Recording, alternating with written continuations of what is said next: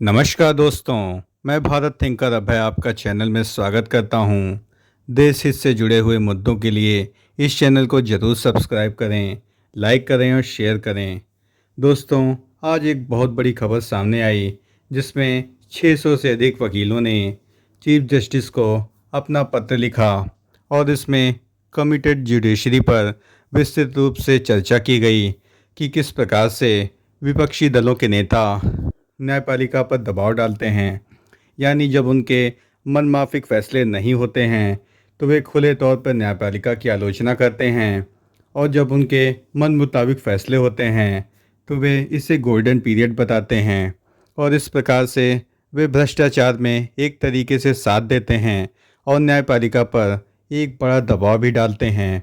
और इस संबंध में आदरणीय प्रधानमंत्री मोदी जी ने इस विषय में एक ट्वीट किया जो कि देश के इतिहास में बहुत ही महत्वपूर्ण ट्वीट है। वर्तमान में न्यायपालिका द्वारा सरकार के विरुद्ध अनेक प्रकार के निर्णय दिए गए और जिसमें सरकार को कटघरे में खड़े करने की कोशिश की गई। और आपको यह जानना होगा कि यह चुनाव का समय है और सरकार को दबाव में लाने के लिए यह जुडिशरी के लिए एक बड़ा मौका है।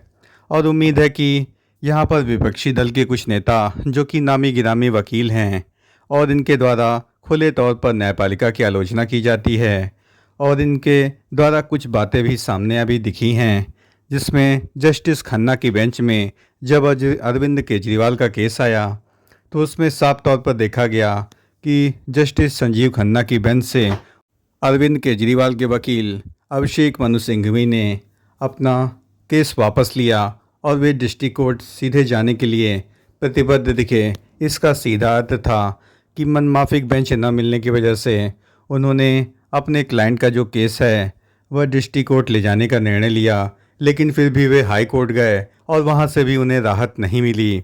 यानी इस प्रकार से जो बड़े वकीलों का जो सिंडिकेट है वह एक प्रकार से न्यायपालिका पर दबाव डालने का काम कर रहा है। और इस विषय में जो चिट्ठी इसमें लिखी गई है, इसकी जो मुख्य बातें हैं उसमें बताया गया है कि कुछ देश के नामी गिरामी वकीलों के द्वारा सुप्रीम कोर्ट के न्यायाधीशों पर दबाव डाला जाता है और उन पर मनमाफिक फैसले लेने के लिए उनको प्रतिबद्ध यानी कमिट किया जाता है। और इसके संबंध में प्रधानमंत्री जी का जो ट्वीट है वह बहुत सवाल खड़े करता है।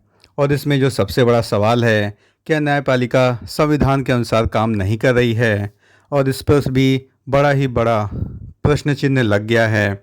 और इसके विषय में अभी जो त्वरित बॉन्ड पर निर्णय आया, यह एक कानूनी तौर पर यहाँ पर संसद में इसको सरकार ने पास कराया था, लेकिन सुप्रीम कोर्ट ने इस कानून को आनन फानन में रद्द किया।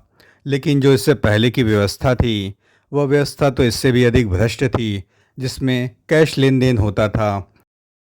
लेकिन वर्तमान व्यवस्था ट्रांसपेरेंट होने के बावजूद सुप्रीम कोर्ट ने इसे रद्द किया, लेकिन वैकल्पिक व्यवस्था बनाने से भी कोई भी अधिक सुझाव भी नहीं दिए। इसका सीधा अर्थ है कि सुप्रीम कोर्ट कहीं न कहीं इन वकीलों के दबाव में अपने निर्णय दे रहा है।